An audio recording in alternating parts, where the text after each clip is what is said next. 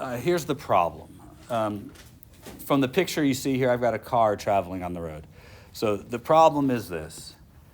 A car travels while accelerating at 1.5 meters per second squared.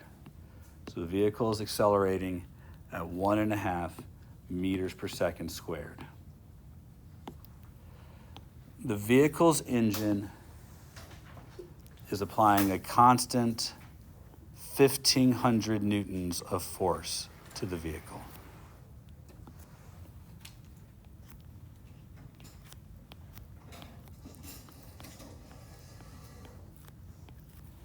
Okay, so the vehicle's engine is applying a constant 1,500 newtons of force to the vehicle.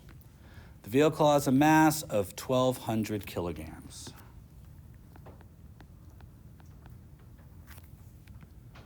And again, the vehicle is accelerating 1.5 meters per second squared. What is the size of the resistive force acting on the vehicle?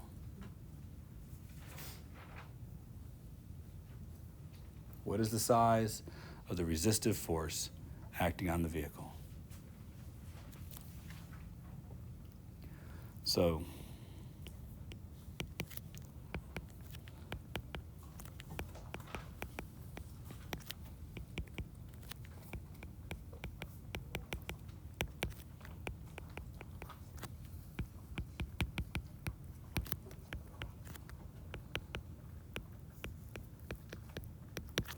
and I also want to start this question with part B, but I want you to listen closely. What is the net force on the vehicle?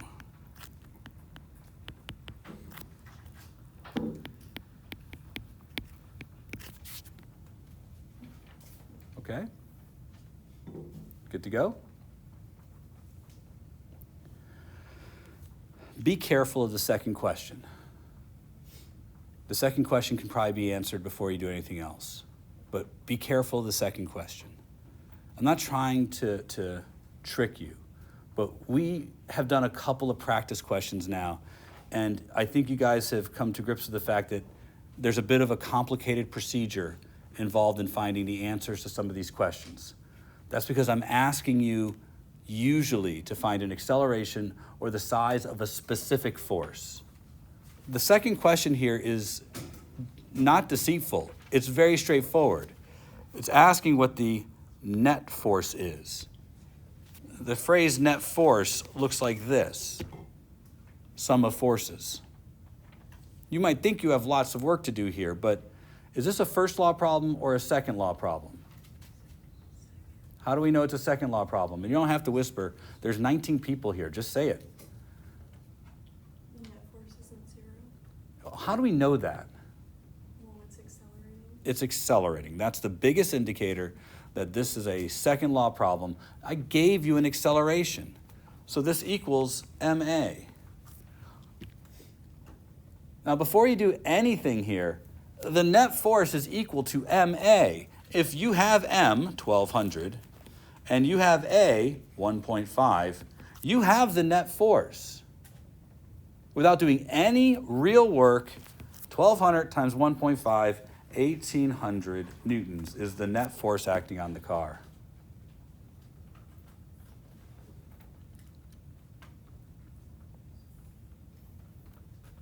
Everybody understand? All right. So when we talk about this, I want to be very clear. When we deal with questions like this, the thing I want you to understand is don't be programmatic. Know what's being asked. But if you're asked for a specific force, a resistive force, you are likely going to have to do the process we're talking about. Okay? But just don't be tricked. Net force, well, that's something else entirely.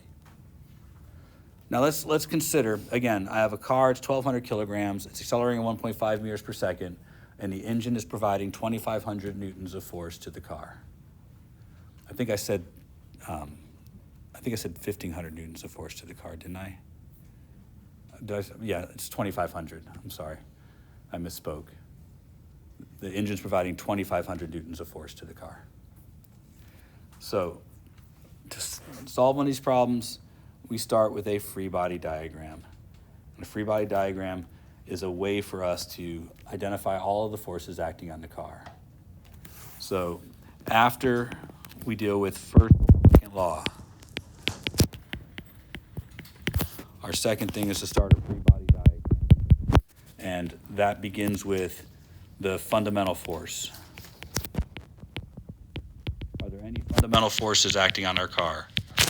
Yeah, it's always going to be gravity. And there's really not that much to worry about there. So I'm going to draw a single arrow downwards that represents gravity.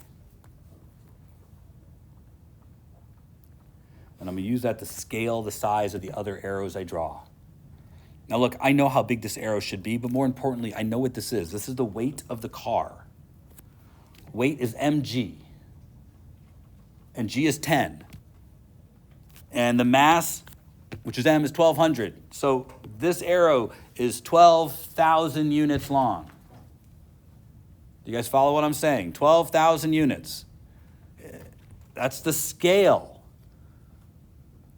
I'm saying this because once I go on to part B, which is, are there any contact forces acting on the car? So we're going to talk about contact forces. Is the car being pulled by a string or a rope or anything?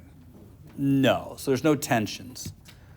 Is the car in contact with the surface? Yes. So I'm going to draw an upwards arrow, probably for the ground, right? That's not an arbitrary sized arrow. Is the car accelerating up and down? No. So I'm pretty sure I'm going to draw an upwards arrow that's the same size as the weight. I'm using some reasonableness here. The reasonable idea that I'm pretty sure the car accelerates to the right based on where the arrow is drawn. So I'm going to recognize in the future, I'm going to separate this out into the x direction and the y direction. It's not accelerating in one of those. Now, is there any friction acting on the car? That's a contact force. Yeah, probably, but that might be complicated. I know the wheels are spinning and stuff, but we're asked specifically if there's any resistive forces acting on the car. That word, does that match anything on your list? Is there anything in your list of forces that says resistive forces? It kind of sounds like drag, doesn't it? But either way, if something's going to be resisting the motion of the car, what direction would that arrow be? Yeah, it depends on what direction the car is moving, but the picture of the car on the right clearly shows the car's moving to the right. So if I'm going to draw an arrow, what direction would a reasonable person draw the direction of the resistive force? Yeah. Sometimes you may have to come up with a reasonable idea. I don't know how big to draw this arrow, but if the car engine is only 2,500 newtons, then I'm probably drawing a resistive force that's pretty small. Because I'm pretty sure the car is pushing harder on, the engine's pushing harder on the car than the resistive force is. So I'm going to draw an arrow that's got to be smaller than what I think 2,500 should look like. I don't have a name for this. I'm just going to put FR for resistive force. It's not even on the list. If you want to put air drag, fine. If you want to put friction, fine. The labels are there to help you. But friction means something specific, sliding. Is the car likely sliding? No, probably not. So I don't know if friction is the best choice. Now, have we identified all the forces acting on the car? Is there anything else pushing on the car or pulling on the car? I think there is. I know you're saying no, but there's a number we haven't used yet, right? We haven't used that 2,500. Where do you think that goes? Yeah, the engine is pushing the car. I may not know how the engine pushes the car, but I'm pretty sure the engine is pushing the car. It's accelerating. So I'm just going to say force of the engine. Again, not in the list. But these are all contact forces. They're somehow pushing the car around. So you may have to come up with placeholders on your own that don't match the list. And that's okay. They should make sense to you, though. This is going to be the 2,500 that was given in the problem. This is what we are asked to find. We don't know it.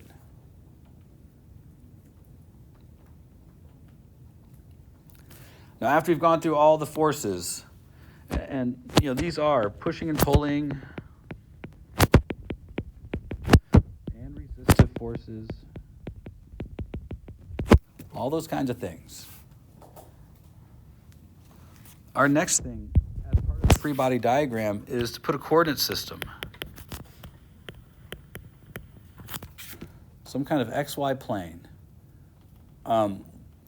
I told you that there are two priorities here.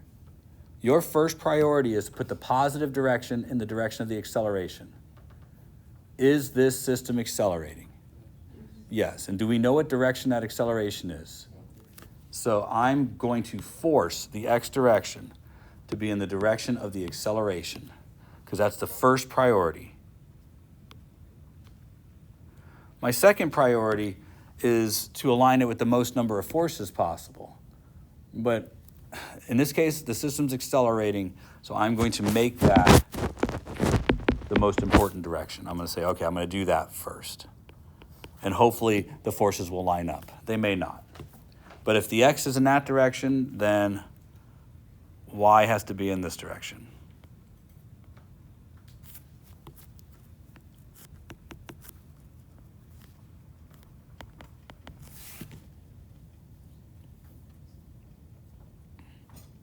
So I've applied a coordinate system to my problem. And lastly, we have to deal with off-axis forces.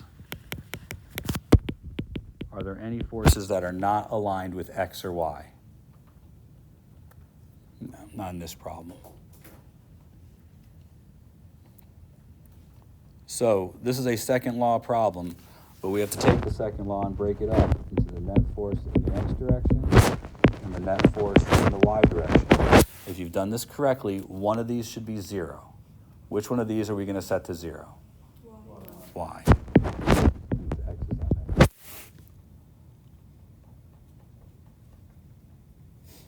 You follow the instructions. Add up all the forces and set them equal to MA.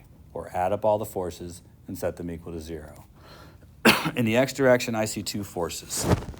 The force from the engine and the resistive force. I make the force from the engine positive and the resistive force negative, and I set that equal to MA.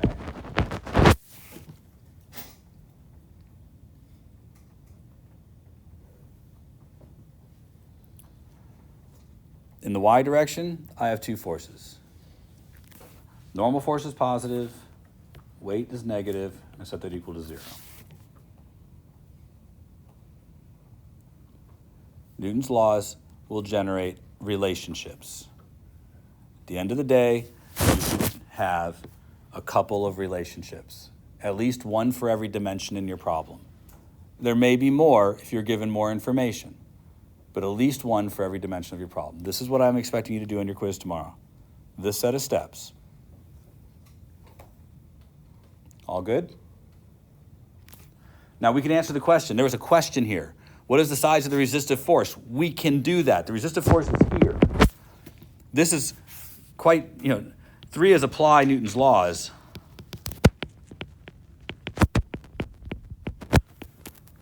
That was generating these relationships.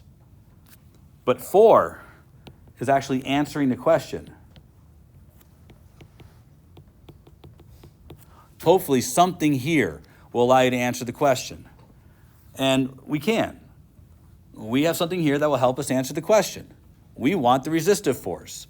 We were told the engine is providing 2,500 newtons of force. and that the car, 1,200 kilograms, is accelerating at 1.5 meters per second squared. I can use the information that was given to figure out what the size of the resistive force is.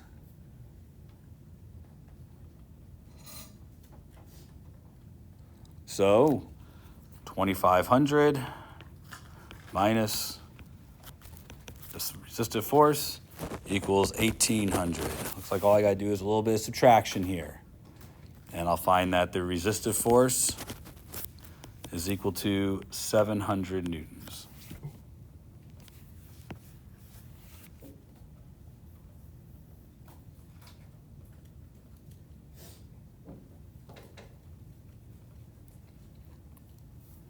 This part 4, it can be complicated, it can be simple. But getting here, that's generally the complicated part. All right, new example. My goal is to try and do as many examples as possible.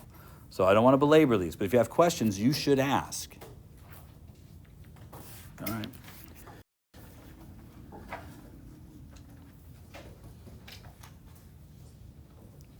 We're going to do the wagon question. We're going to have a wagon that's being pulled by some kid, and the wagon is moving at a constant speed to the right.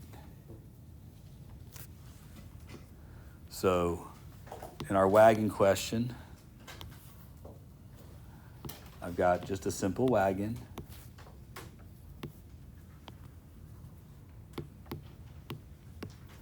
So nothing. Let's say the wagon has a mass of 15 kilograms. The kid's pulling at 20 newtons of force at an angle of 30 degrees.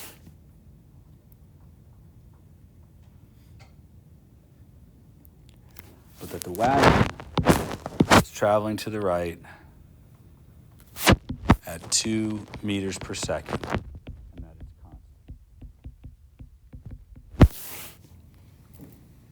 Everybody ready to go? Is this a first law problem or a second law problem? First law. This is a first law problem. We know that because the velocity of the wagon is constant. So let's start the whole problem with net force equals 0. So again, step 1 is first or second law. If you can't tell from the context clues, you have to treat it as a second law problem. Step 2, take a moment and draw a free body diagram. You don't need me for this. Draw a free body diagram. Remember, consider the fundamental forces acting on it. Consider the contact forces acting on it. Any pushes or pulls, or anything resistive. But you do this part on your own. Maybe go a little bit further and, apply coordinate system. Let's see what you can do here. Free body diagram. So I start with a dot to represent the mass of the object. There's definitely a conservative force, a fundamental force. I'm sorry, I used the word fundamental force acting on the object. Hopefully, most all of you did this. You drew a force downwards to indicate the gravity is acting on the object. It's not an arbitrary amount either. We know exactly how much it is because we know the mass of the object. So this is setting the scale for all the other arrows. But this one's about 150 units long, right? 15 kilograms times 10, 150. That's going to be the size of this arrow. I was given an arrow to use. There's tension in this problem, because somebody is pulling on the wagon with 20 newtons at an angle of 30 degrees to the horizontal. So my next force needs to replicate that as best as possible. So I'm going to draw an arrow, not particularly long, but certainly not horizontal. And that has to represent the tension, the 20 newtons. That's 30 degrees from the horizontal. Do you notice that this force pulls to the right and pulls up on the object? That's important because I'm pretty sure the wagon's in contact with the ground. And because it's in contact with the ground, I'm going to draw a normal force. But I'm going to intentionally make the normal force less than the weight. I don't think it's accelerating up or down. In fact, we said it was a net force of 0 just a minute ago. So I need my forces to be balanced. And if I'm pulling up on the wagon a little bit, that means the ground doesn't have to pull up on the wagon as much. Because all of the combined upwards forces has to equal the downwards forces. So since the tension is pulling up a little bit, the normal force doesn't have to be the same size as the weight. And yes, I'm going to judge you this harshly. This is the kind of critical thinking you need to do here. And I'm going to label this N, normal force, from the ground. Let's face it, if you pull upwards enough, something will leave the ground. Will there be any normal force if you pull up enough for something to leave the ground? So as you pull up on something, how many of you guys have stood on the scale at home and pushed up on the wall to make the number change? The scale is telling you the normal force. That's what it's telling you. It's not telling you your weight. It's telling you how hard the scale is pushing up on you. So you could manipulate that. You're not manipulating your weight when you do that. Your weight is fixed. So you pushed downwards on the cabinets on either side of you and the number goes down. Or you pull down to see how much you can make the number go up. Everybody's done, well, maybe not everybody's done this as a kid. I did it as a kid. Now, does this look balanced to you? It does not look balanced to me, right? To be balanced, for every left there's a right, and for every up there's a down. And I see right, but I see no left. Do you see no left?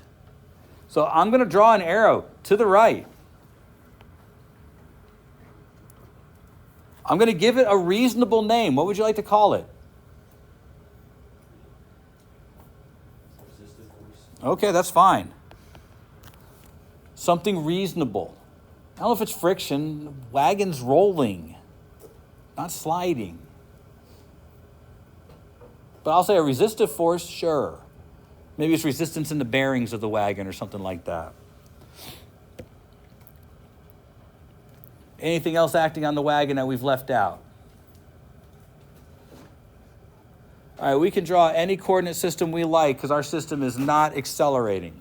So what do you guys think of using this as our coordinate system? It's lined up with the pulling force. Is that a good idea? The problem is that if we do that, that means this has to be the other direction.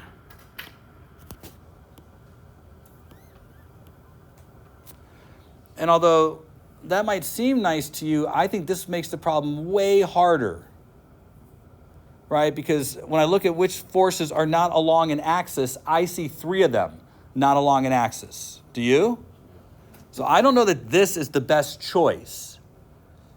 The object's not accelerating. So I can choose any coordinate system I like. I think I would like to have an axis that is lined up with the most number of forces. So I'm going to choose this one.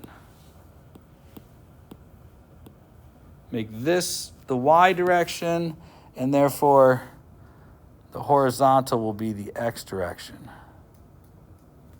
There's something like that. So here is positive x, here is positive y, this is negative x, this is negative y.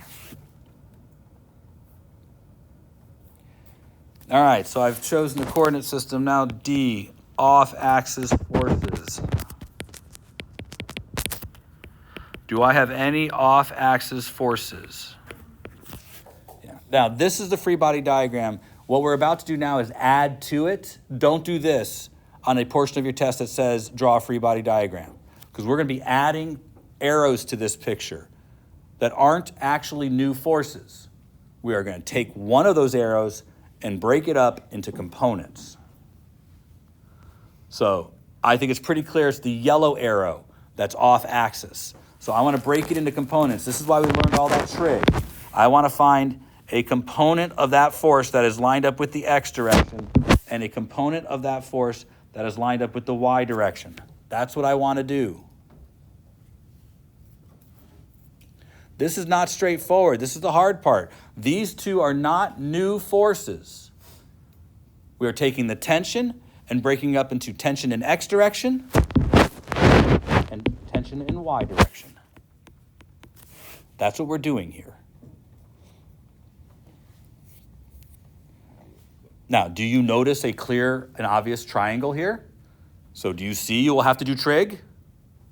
So I want to blow through the trig because we've done a lot of it. And I want to be able to say, yeah, this is t sine 30. And this one is t cosine 30. Am I okay to do that, or do you need me to take more baby steps there? That's all okay with you guys? Yep. We sure? Okie dokie. Now, when we break it into components, what we are actually doing is we are taking that away and replacing it with these two forces. That's what we're doing. The force that was there before is being taken away. We're taking this force and saying these two forces stand in place of it.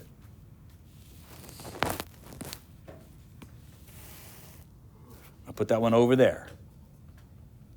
So now, zoom back out, because we're going to say net force in the x direction equals 0, and net force in the y direction equals 0. There are two forces in the x direction. There is t sine 30, that points in the positive x direction, and there's resistive force that points in the negative x direction, and they sum to be 0.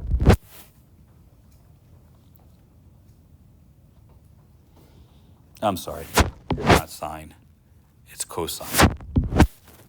I made it too small. Cosine points in the x direction. My poor little eyes just couldn't see it. Now in the y direction, I have two that point upwards. I have normal points upwards and t sine 30 points upwards. And I have one that points downwards. I didn't label it. It was the weight. Should label it if I want full credit.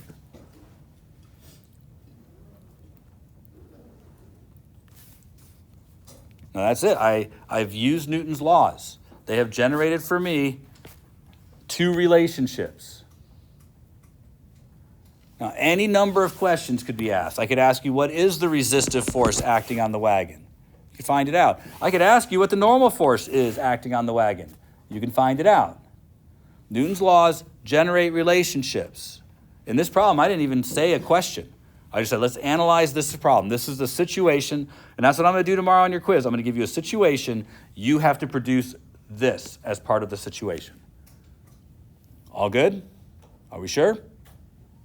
All right. Other one? Okay. I'm, again, trying to do as many different ways of seeing this as possible. So this is supposed to be a book being pushed up the wall. I think it looks like an Oreo cookie, though. But it's a book, all right? Promise. I was trying to draw a book, and so this is the book. We all good with that? All right, so, but it's clearly an Oreo cookie. That's all I can think of right now. Except it's got gray stuff in the middle. That's not great. So, wall, book, and some pushing force. We're going to call this an applied force of 30 newtons. The book has a mass of 1.5 kilograms. Can't read that, so 1.5 kilograms is the mass of the book. And the book is sliding up the wall at a constant speed.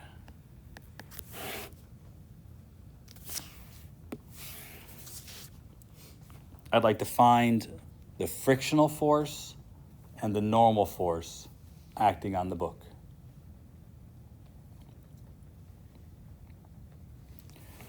Okay, frictional force and normal force acting on the book. Let's say that this angle is 45 degrees.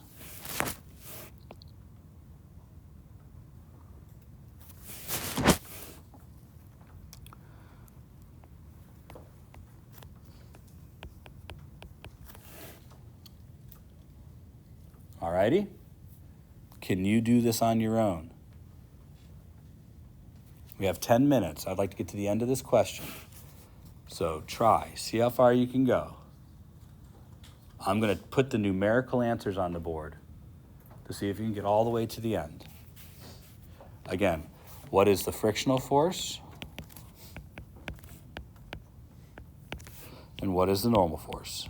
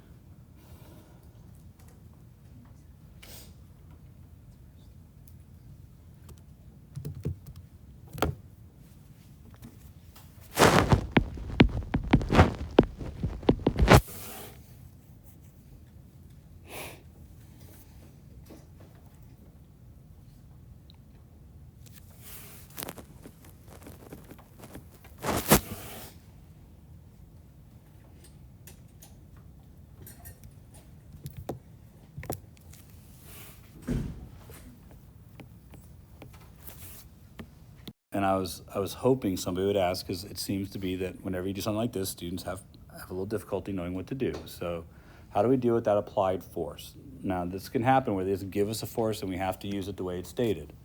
So we're still going to draw a free body diagram the same way. I'm still going to go through my series of steps that indicates that each of the forces acting. I think most all of us will realize that we're going to draw a downwards arrow to represent the weight of the object. That's going to be, 15 units or so. But there's this applied force. Now, when you draw a free body diagram, all forces start at the dot and are drawn away from the dot. So I'm going to draw the applied force as an arrow starting at the dot, drawn away. I'm basically just taking the arrow and shifting it over to there. Does that make sense? It's drawn like this because if it's your hand, you would imagine your hand's pushing on the book, right? And it would be looking like this. But the force itself still starts at the object and points away. Did you draw any other forces? Because does this look balanced to you? And do we think our system is balanced? Do we have reason to believe it? I hope so. Constant speed says our system should be balanced. Net force should be 0. So I think there better be a force to the left and probably some more force downwards if I want it balanced. So is there anything in contact with the book? The wall. So I'm probably going to have to draw a force that represents the wall. Now, when I draw that force, it has to be perpendicular to the wall. So something like so. I'm trying to make it look balanced. Any other force acting in my system? Should be an obvious one. Well, no, I think this is our normal force. I think this is our weight. This is the applied force, whatever that is, the 30 newtons. Is the book sliding across the surface? Yeah. In fact, I'm asked to find the frictional force. How would I draw an arrow to represent friction? What direction do you think it acts? It's trying to prevent the book from sliding across the surface. What direction is the book sliding? up, so I'm thinking friction has to be down. Now, that means there's two forces pointed down. And you have a choice on how you do this. You can stack the arrows like that if you'd like. That's fine. That is perfectly acceptable. I generally do a side-by-side thing where I put them like next to each other like that. Either of those is fine. I'm going to do the stacked thing, okay? But you can do it either way, whatever one you think fits your head better. Now, there's only 1 minute left, so there's not enough time for this, but can you draw a coordinate system that aligns with as many forces as possible? So I hope that when you do, you don't draw one that's lined up with the applied force. I would draw one that's like this.